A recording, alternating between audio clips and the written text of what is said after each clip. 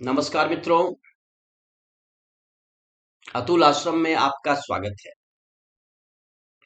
ओम पार्थाय प्रतिबोधितां भगवता नारायणेन स्वयं व्यासेन ग्रथिता पुराण मुनिना मध्ये महाभारतम् अद्वैतामृतवर्षिणीं भगवतीम् अष्टादशाध्यायिनीम् मम्ब त्वामनुसन्दधामि भगवद्गीते भवद्वेषिणीम्। पार्थाय प्रतिबोधिताम भगवता नारायण ने स्वयं। पार्थ को नारायण ने स्वयं संबोधित किया है और व्यास ने उस संबोधन को महाभारत में ग्रथित कर दिया है।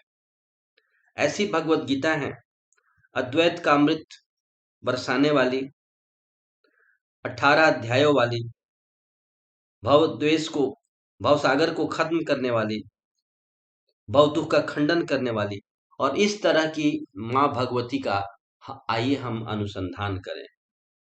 मम त्वाम अनुसंदधामि भगवत गीते भवद्वेषिणी।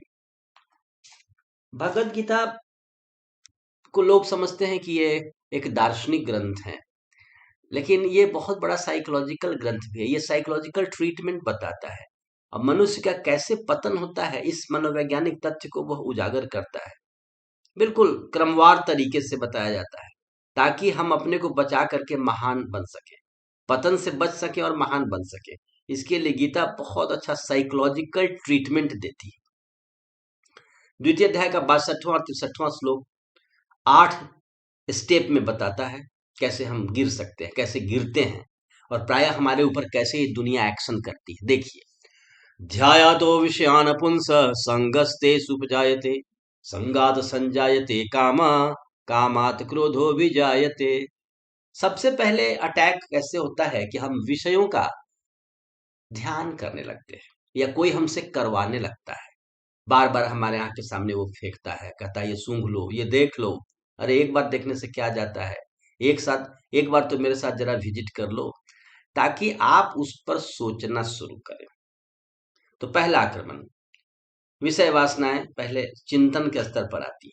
आपने अगर वहीं से नहीं लौटाया, थोड़ा सा भी उन्हें प्रशय दिया, तो वो आपके संग लग जाते हैं। ध्याया तो विषयानुपुंसा संगस्ते सुख जाते, उनका संग लग जाता है। संग लगने का मतलब अब वो थोड़े प्रिय से लगने लगते हैं।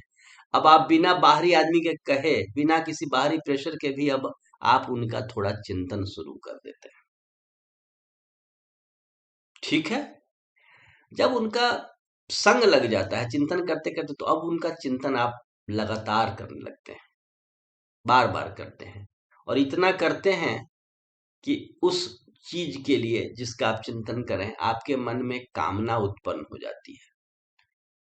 दुनिया में वस्तु उपलब्ध है, लेकिन जिसने अधिक चिंतन कर लिया, जिसमें संग आ गया, वो उसके लिए लालायित हो जाता है और फिर उसको पाने की, तो तो विषय चिंतन से संग लगा, संग से कामना उत्पन्न हुई, कामना उत्पन्न हुई तो पाने का अथक प्रयास किया जाने लगा। अगर उस प्रयास में बाधा आ गई तो फिर क्या हो गया? संगात, ध्याय तो विषयान पुरुष संगस्ते सुजाते संगात संजायते काम। अब उसमें एक बाधा आ गई प्राप्त करने में, तो क्रोध उत्पन्न हो गया। लेकिन संयोग के ये बाधा नहीं आई, वो चीज प्राप्त हो गया। तो प्राप्त हो गया तो फिर इतना लोभ पैदा हो जाएगा, इतना तरह का चित्त चंचल हो उठेगा। कहते हैं ना आफ्टर इफेक्ट। तो किसी पार्टी में या किसी फंक्शन में शामिल होने के पहले ही मन विक्षुब्ध, मन चंचल हो उठता है। जाना है, जाना है, तो उसके लिए बाजार जाना है, मार्केटिंग करनी है और हमें जाना है, इसी के धुन में आदमी बिल्कुल चंचल सा हो जाता है। लौट के आता है तो वहां कौन कौन से घटना घटी, क्या हुआ, फिर मन में चंचलता। तो उसका एक आफ्टर इफेक्ट भी होता है और एक पहले भी एक्साइटमेंट, एक नहीं होती, we are very much excited.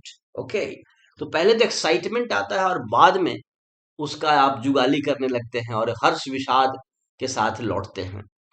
तो कामना के बाद क्रोध की उत्पत्ति हुई। क्रोध अगर नहीं हुआ तो एक तरह का चित्त में चंचलता उत्पन्न हो गई। अत्यंत हर्ष भी व्यक्ति को चंचल करता है। तभी तो गीता कहती है दुखेसु अनुद्विग्न मना सुखेसु विगत स्पृह।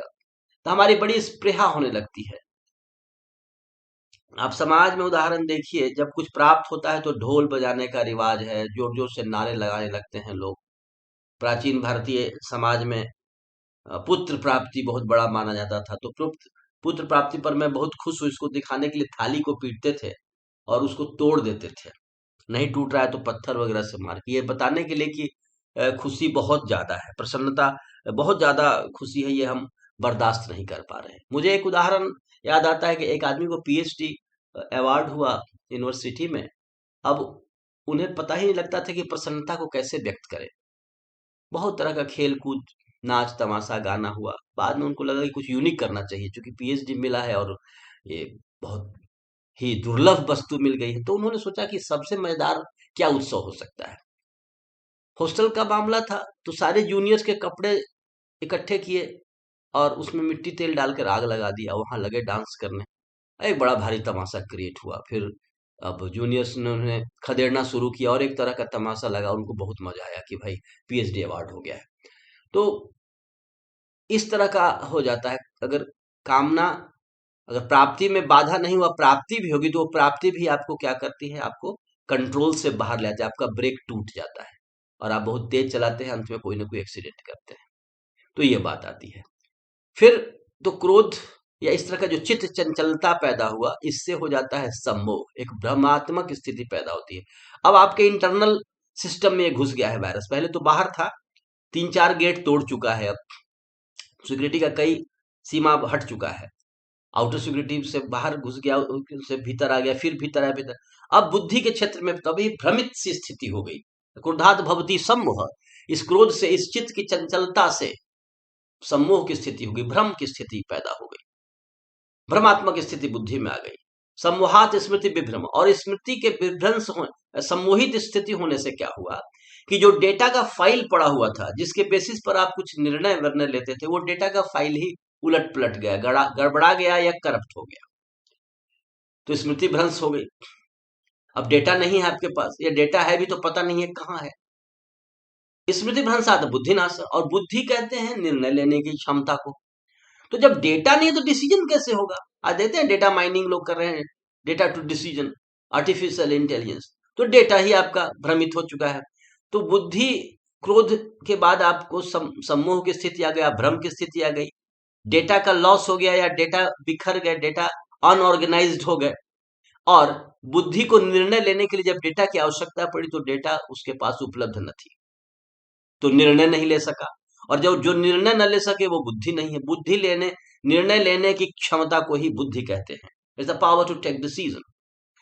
एंड इस बुद्धि के चलते, इस इंटेलिजेंस के चलते ही इंसान मानव मानव हो गया है, जो और प्राणियों से अलग है। इसमें निर्णय लेने की अमोघ क्षमता है, और निर्णय लेने की जिसमें बहुत अच्छी क्षमता होती है, जिसकी बुद्धि स्थिर है, परिनिष्ठित है, उसी को स्थित प्रज्ञ कहते हैं, जो गीता का आदर्श पुरुष है।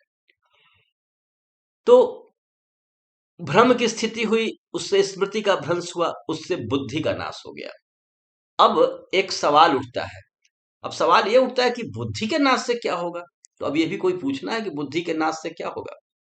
बुद्धि के नाश से विनाश हो जाएगा, क्योंकि व्यक्ति की पहचान ही उसके बुद्धि से है।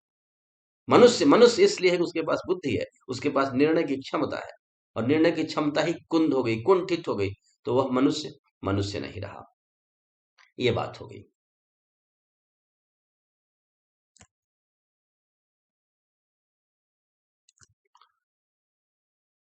तो हम आगे देखें इसको जरा डायग्राम से। तो विषय चिंतन से क्या हो गया? व्यक्ति का विनाश। ये परंपरा क्या है? विषय चिंतन हुआ, उससे संग लगा, संग से कामना उत्पन्न हुई, कामना से क्रोध या फिर चित्त की चंचलता, उससे भ्रम की स्थिति, उससे स्मृति भ्रंश, स्मृति भ्रंश से बुद्धिनाश, और बुद्धिनाश से अंतिम 8वां व्यक्ति का विनाश। तो विषय चिंतन से व्यक्ति के विनाश तक की ये पूरी की पूरी एक सीढ़ी है, पूरी की पूरी परंपरा है। तो अगर हम अपने व्यक्तित्व का विनाश नहीं चाहते हैं, तो विषय के चिंतन से ही वहीं बच जाए, शत्रु को बाहरी चार दीवारी के पास से ही लौटा दिया जाए, उसको किसी भी तरह से। यहाँ कितने रिंग बचे हुए, व्यक्तित्व तक पहुंचने में कई रिंग पार करने पड़ते हैं, लेकिन बुद्धिमान व्यक्ति क्या करता है? विषय चिंतन पर ही रोक लगा देता है। और इसके लिए सबसे अच्छा जप की प्रक्रिया है, जहां मन को सदा ही दूसरे ईश्वर के चिंतन में लगा देते हैं। बड़ा अच्छा मानस में एक जगह आया है, कह हनुमंत विपत्ति प्रभु सोई, जब तब सुमिरन भजन न होई। ये विपत्ति तभी है जब आपका सुमिरन भजन नहीं हो रहा है, क्योंकि विपत्ति इसलिए है कि तब अटैक का डर है, विषय चिंतन आ सकता है। और पहले ही से हमने मन में अगर सुमिरन भजन लगा दिया है, या कोई टॉपिक पकड़ लिए जो हमारा प्रिय है, राम काज में मन लगा हुआ है, तो राम काज का जब चिंतन हो गया है तो फिर काम काज नहीं आएगा। वैसे काम काज के दो रूपांतरण हो जाते हैं, काम काज, राम काज। तो काम काज ही कभी कभी रावण काज बन जाता है, काम काज आपका राम काज बन जाता है। लेकिन आप राम काज में लगे हुए तो आपका चिंतन सुधरा तो फिर आपकी संगति अच्छी हुई, फिर उसके बाद आपका सदा ही विकास होता चला गया और आप बुद्धि के विनाश से बच गए। तो ये है, इसीलिए गीता कहती है अभ्यास और वैराग्य। अभ्यासेन तु कौन्तेय वैराग्येन च गृह्यते। अर्जुन जैसा प्रतिभाशाली, अपने जमाने का सबसे अच्छा स्टूडेंट कहता है कृष्ण को कि मन बहुत चंचल है, बहुत ही प्रमाथनी है, इसको कंट्रोल करना, इसे वश में करना वायु को वश में करने के बराबर। तो कृष्ण दो ही उपाय तो कहते हैं, अभ्यास न तो कौनते वैराग्य न चिह्यते। अभ्यास और वैराग्य मतलब सीधा विषय चिंतन का ही मामला है। अच्छे विषय में लगाओ, ठीक है, जो चाहिए वहां मन को लगाओ, और जो गलत विषय का चिंतन हो रहा है वहां से हटाओ। तो अटैच, अच्छे से अटैच, बुरे से detach, attach detach attach detach, यही साधना हो गई। सर्वत्र गीता में और हर जगह आज भी यही सूत्र बताते हैं टीचर स्टूडेंट को, दूसरा कोई उपाय न है न होगा, अन्यथा यही उपाय है, चिंतन को सुधारें और हम व्यक्तित्व को सुधार लें, बस। This is called now days power of positive thinking. तो आइए हम अपने विचारों को उत्तम करें, चिंतन को सुधारें और एक स्वस्थ, संपन्न, शक्तिशाली और ज्ञानवान भारत का निर्माण कर सकें। जय श्री राम, जय भारत, जय जगत।